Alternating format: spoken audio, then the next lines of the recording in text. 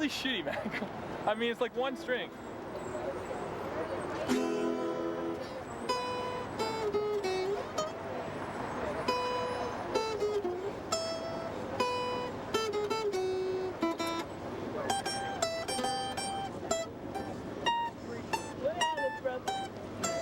Is that right? Beautiful. All right. Wherever you look in the world, people tell each other stories. Not only do people tell stories, but the stories have an identifiable structure. It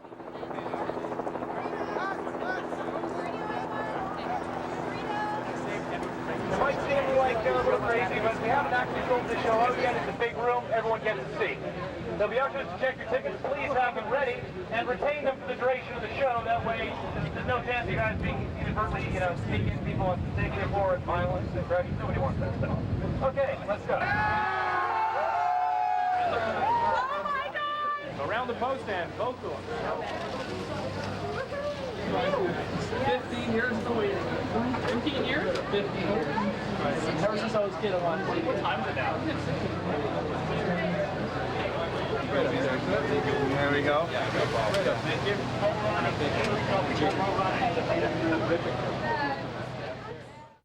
People's attention is naturally attracted towards information that's put forth in a narrative form. It's as if you can live a dual life and gain all the knowledge from the second life without having to pay any of the price. Back in 77, I was in heaven. Lucas made a movie that changed my life. I was 5 years old and the world came clear to me. Better wore black, Luke wore white, and I knew the force would make things alright.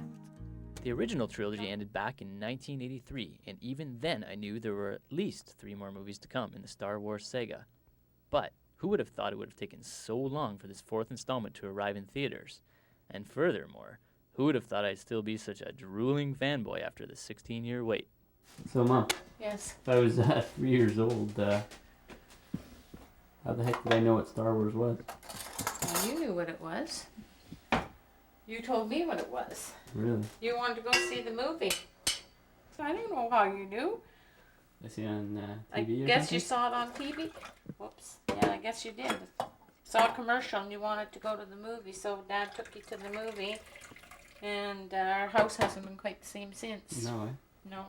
But I guess you can blame me for that because I went nuts buying all kinds of Star Wars clothing, running shoes, underwear, t-shirts, shorts, anything that had the Star Wars label on it, like stickers, all kinds of little sticker books, playing cards, party stuff. Like over here. Like the idiot blowing the... Are you responsible for this? My dad used to tell me he figured I'd be in my mid-20s by the time a 4th Star Wars film came out, and that I'd have kids of my own to take to it. Well, 16 years later, in the summer of 1999, it seems his estimate was timely indeed. But the only child I'd be escorting to the theater was the one that had been newly reawakened inside of me. Lucas was a fan of Joseph Campbell's. Campbell was a student of Jung, Carl Jung. And Jung was interested in a phenomenon he called archetypes. And archetypes were characteristic patterns of being. You could think of them as the structural elements of stories. The triumphant release of the new Star Wars Episode 1 was scheduled for May 19, 1999. Hype began to build at a staggering rate well over a year ahead of time. It was via the internet that fans in many cities organized themselves and prepared to line up in advance for the release of the movie and the inevitable merchandising blitz that would accompany it. The return of Star Wars sparked a lot of excitement and many ideas in me. This was a second chance, a chance to relive and recapture a piece of my childhood. But this time around I was ready to record the experience, not only with my heart and mind, but also with a camera. And the camera was to show me things I had never seen before. Like, man, listen, Star Wars movies, they're not great movies. Boris, man, like, what are you talking about? These movies are fantastic. Well, what's so good about it?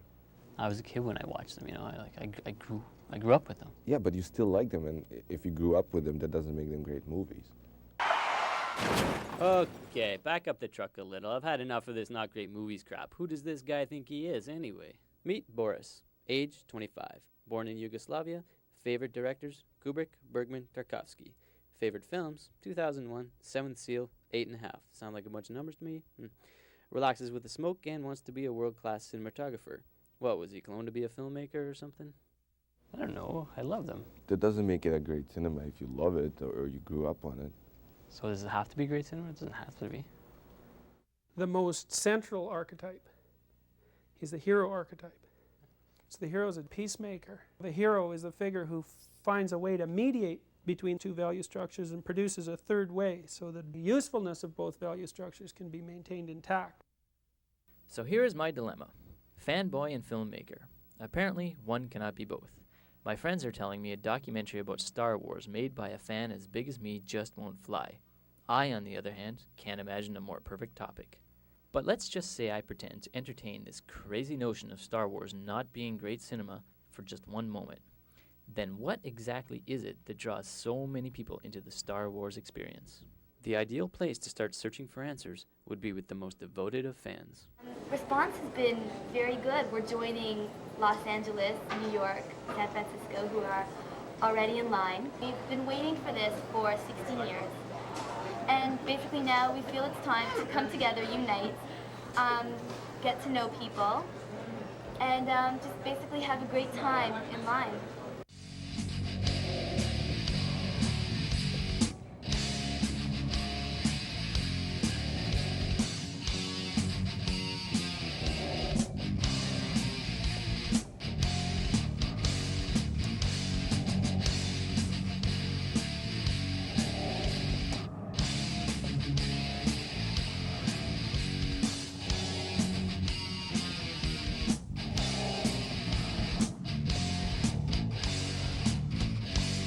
Guys, welcome to your new home. Tell me a little bit about what's happening today. Well, May 5th, we are starting our lineup. Day in, day out, rain or shine. Actually, it's supposed to storm on Saturday, apparently, but we'll be here. I mean, I figure I've waited 6,500 days approximately since Return of the Jedi for the Star Wars movies they always said would come. Now I got 7 days to go and I'm going to love every minute of it. I came down here because my boy Duncan here told me to come down. And I wasn't going to judge it and say like, oh, that's such a bad idea until I came down here and saw what it was like. And now that I'm here, I'm thinking it's just, you know, like, bad idea. It's kind of a bad idea. Well, I think Star Wars was really unique because it had something that, it came out of a time of innocence, if you will. Like the 1970s, you know, was before we had AIDS, before we had cyberspace, you know, before we had a cynical society like we do today. A big part of who I am today probably comes from watching the Star Wars epic as a child. Star Wars is important, and they're my favorite movies. But I'm not about to wait here for 5 days, 30 hours to see a movie. There's sort of demographics, if you would, of sci-fi fans. You know, you look at a Star Trek fan, they're usually, you know, well-income people, computer programmers, you know, professionals, that sort of thing, who are really into this sort of stuff. But if you look at a Star Wars thing, I think it's because of its age that, you know, everybody's a Star Wars fan. There's something in Star Wars for everyone. You get the 3-year-old kid who's looking at it and his eyes are the size of saucers and he's just seeing the explosions and the X-Wing swooping down.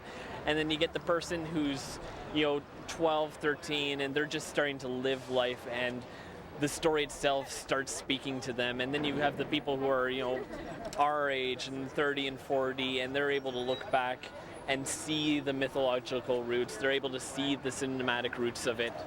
And it speaks to everyone. It's Star Wars, you know? That can be your life.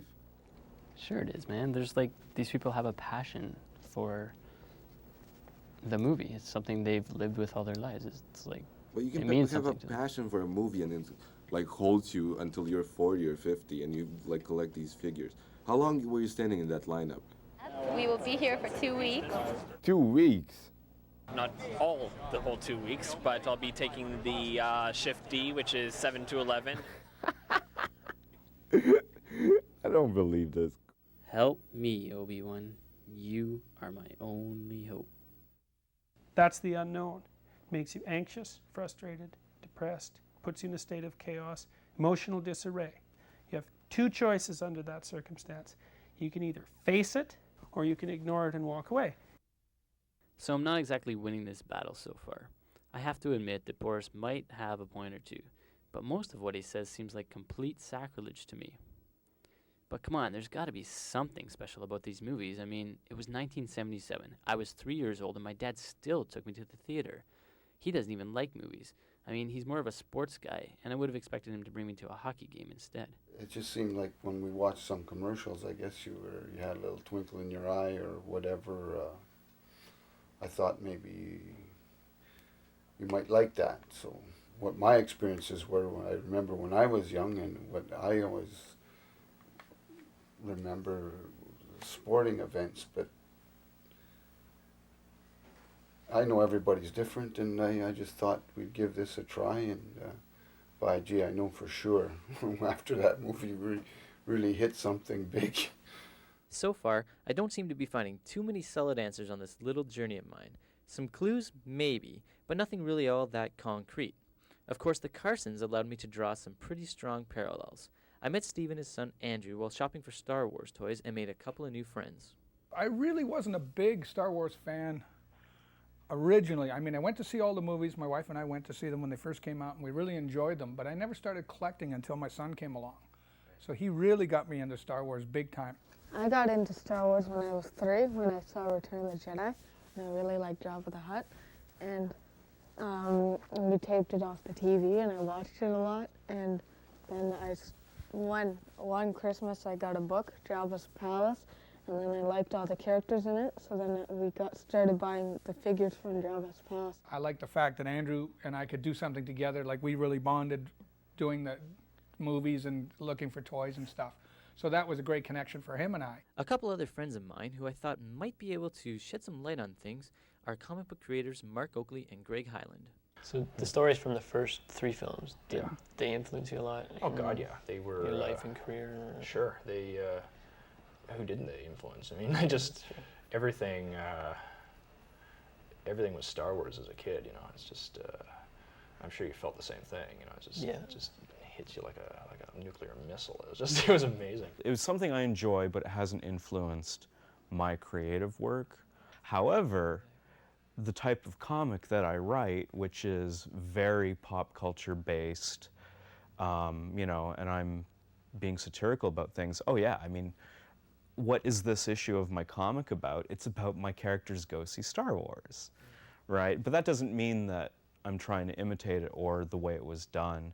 They're reacting to it, and I talk a lot about the characters, you know, we'll have debates about Ewoks, or so I know all this stuff, but I think it's different from how I do it. I did a comic book, and this is from one of the Boba Fett novels, the first one, and well, these are just the pages, and this is an introduction to where...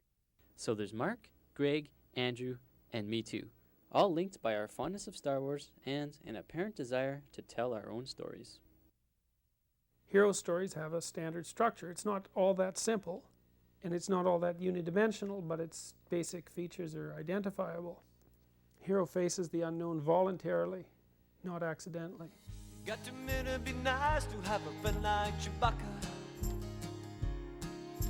The strength of 16 men, always loyal to you. And if you're having a bad day, if you happen to be frozen in carbonite. You're 26 years old and you're buying toys. I mean, come on, you know.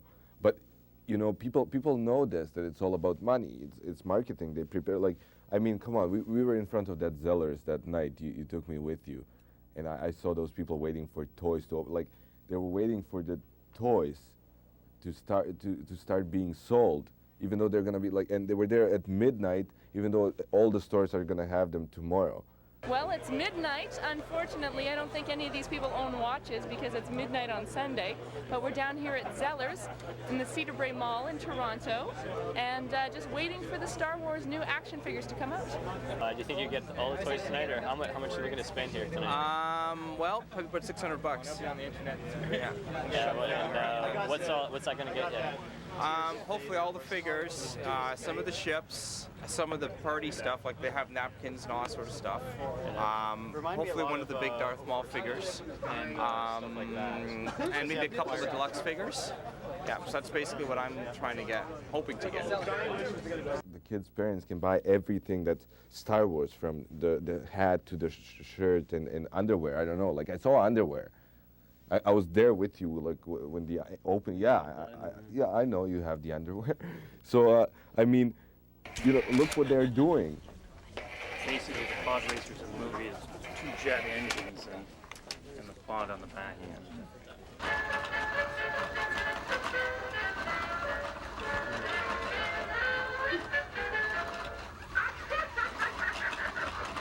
So as you can tell, we've been keeping a secret for a long time here at Zellers. And I can tell you tonight, it sure feels good finally being able to share it with you. We're just trying to jump on the Star Wars bandwagon. And I think I might be starting to pick up on a little something here.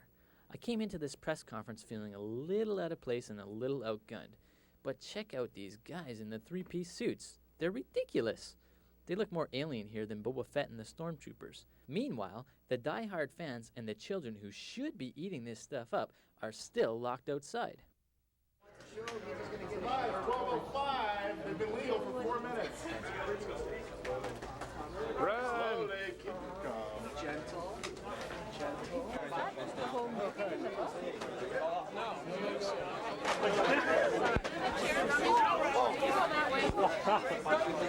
Can you grab me a spade? Oh, you're a doll. Thank you. Jar Jar? The Star Wars figures are great. They're wonderful things, and as a kid, you can do some marvelous things with your mind. I mean, you can get a piece of plastic like this and have like strong association. You're like, I have a piece of that life, that universe, that place, those friends that I wish were part of my life. You know, and by having this little piece of plastic sculpture, I feel like somehow got a piece of that. Sure, as a child, I was in love with the toys too, and I still am. But this night was complete craziness, and somehow I still got caught up in it. If ever there was a dark side, this would have to be it. Anyone seen the 12-inch? No, I can't. This is crazy. I can't get anything. Keep grabbing. There's some on the top. John? Maul's gone. You know, the toy marketing for the latest film is just ludicrous. All over the map, there's too much stuff. It was so money-oriented. People want most of these things, right? People want action figures. I think it's a problem if there was too much. It's money. I mean, those things cost money, right? And then you want to buy them and you get them and you want to have them all. You want to have every single item, right? And you want to do it, like you have every single thing. How much money did you spend on it? The total? I can't divulge that information, man. It's going to ruin like the integrity of my documentary. You have a moral obligation to protect your interests from the encroachments of society. It's a moral imperative. You have to do that, period. You have to communicate the consequences of your interest and the information that provides. You have to turn that into a format that you can share with other people. Okay, but Boris, you got to understand about the whole origin of the marketing. It goes hand in hand with Star Wars. You have to have the action figures because back in '77 when Lucas first did like the first Star Wars movie, none of the studios wanted to have anything to do with it, and so he did the marketing to ensure that he'd make the money back, and that was like his stroke of genius, right? Yeah, exactly. He created a movie, right? But then, because he wasn't sure, the studio wasn't sure, the big bosses, whatever, they were not sure about the movie. They didn't think it was good, right, or whatever. So they had to make people go and see it. So then you create the whole marketing. Like I agree, it's genius, but it can be used like it didn't have to be we're not talking about the movie anymore. We're talking about a marketing event.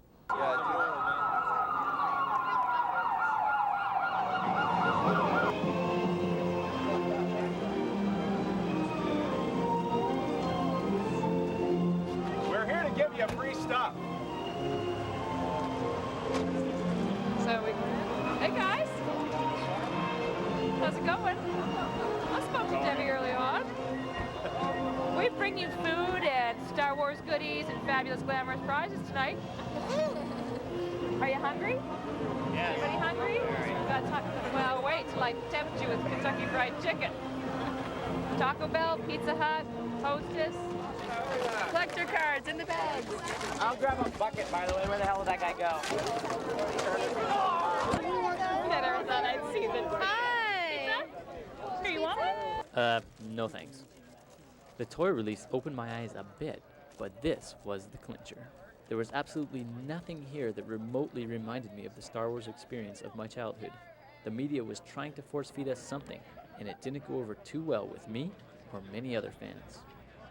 Basically, I don't know, I think the media is just taking this a little too far.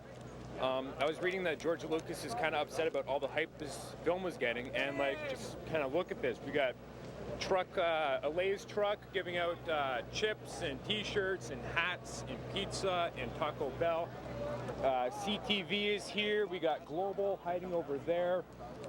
Police motorcycles blocked off the street while the truck came in. They're playing music from Star Wars. Sorry, I just spat a piece of chip at you. Playing Star Wars music, and it's just, the media's taking it way too far. We're just a bunch of fans who are lining up to watch the film. When you're looking at things from a particular perspective, that gives you a particular type of security. Well, now and then you pop out of that, you think, oh, there's nothing secure about any given viewpoint. You might think that security is being where there's a place, where there's a frame of reference. But security is knowing that you can be out in the unknown and prevail.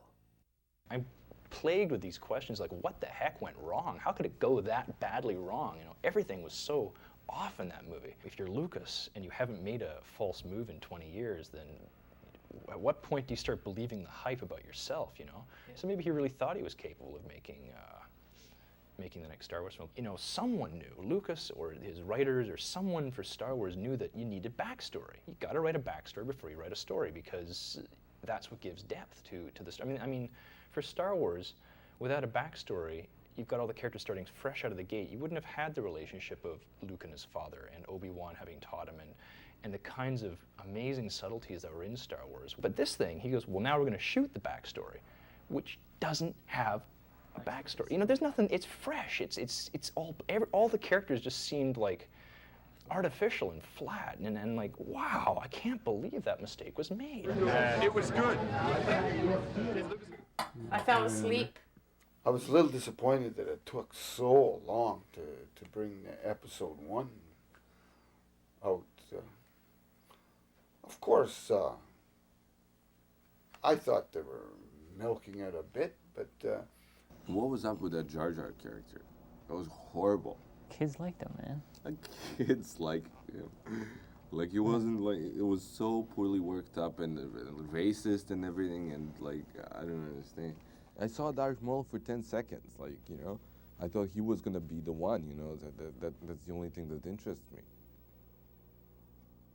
Join me, Mike. Denounce your love for these movies. No. Hatred and revenge are not the ways of a Jedi.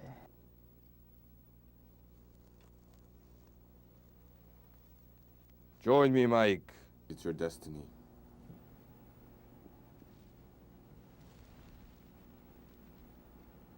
No, never.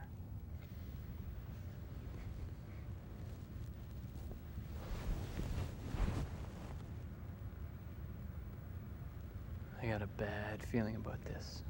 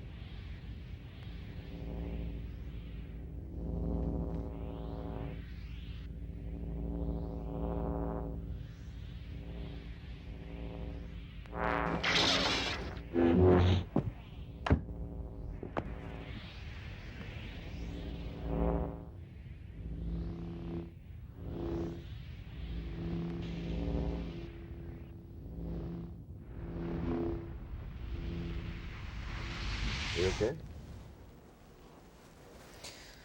Yeah, I'm okay. Don't be mad at me. Come on. Not mad at you, man. Don't worry about it. It was just, it's just a movie. There is some good moments in it, like the chase sequence I like, right? Oh, you're actually going to admit that, eh? It's good. It's okay to be, a kid sometimes, Boris. Yeah, not for too long, though. Yeah, I guess not. If you don't see the mythological structure lurking behind your life, you'll never take it seriously enough. You'll just float along on the surface, half convinced that you don't signify anything, half convinced that nothing that you do really matters. If you avoid corrective information, then you build yourself a pit, and no matter how deep it is, you can make it deeper. Well, that's the anti-heroic perspective. In a typical quest, like the hero goes into the unknown to face the dragon of virtuality, the dragon of chaos, the fire-breathing reptilian symbol of terror, brings back a treasure. Well, the important aspect of that is the bringing back aspect. He doesn't just get the treasure. Well, gold's no good if you're in a cave anyways. You got to bring the gold back to the town before it's good for anything. Well, the hero comes back to the town. But that's also a tricky part of the mission, because once the hero has gone out into the vast unknown wasteland and returned, then he's contaminated with the unknown, because he's different than he used to be.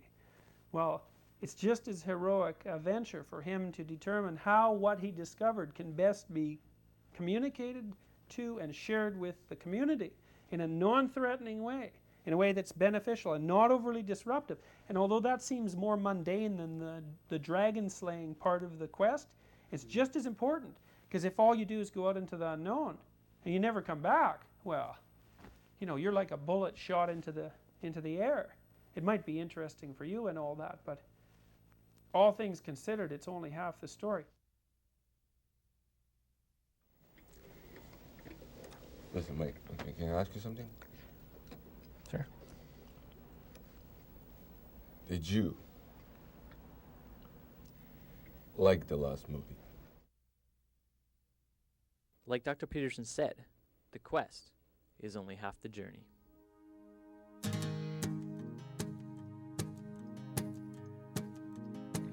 Back in 77, I was in heaven. Lucas made a movie that changed my life. I was 5 years old and the world came clear to me. Vader wore black, Luke wore white, and I knew the Force would make things alright. And common wisdom would say I've grown. I still dream of a world with Luke, Leia, and Han. Got to admit it'd be nice to have a friend like Chewbacca. The strength of 16 men, always loyal to you. And if you're having a bad